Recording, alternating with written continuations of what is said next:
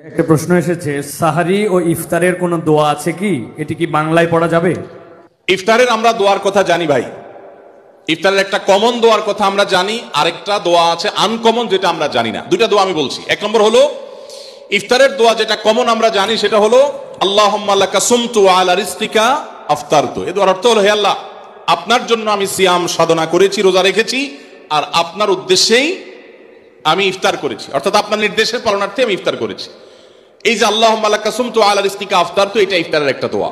আরেকটা দোয়া হলো যাহাবাজ জামা ওয়াবতাল্লাতিল উরুক ওয়া সাবাতাল আজরু ইনশাআল্লাহ।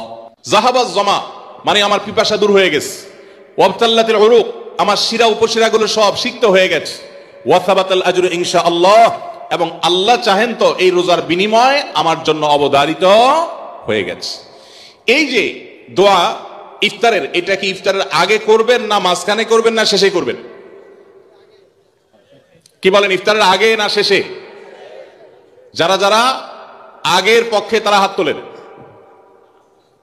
মাশাআল্লাহ, বলো ভাইরা আমার, এই দোয়া ইফতারের পরে করবেন, আগে না। অনেকেই এই ভুলটা জানেন, অনেকে মনে করেন যে আগেই করতে হয়, আগে না। ইফতারের দোয়া কখন করবেন? ইফতারের শব্দের অর্থের দিকে খেয়াল করলে তো দেখতে পারেন, পিপাসা দূর হয়ে গেছে, শিরা উপশিরা সিক্ত হয়ে গেছে, এটা কি ইফতারের আগে হয় না পরে হয়?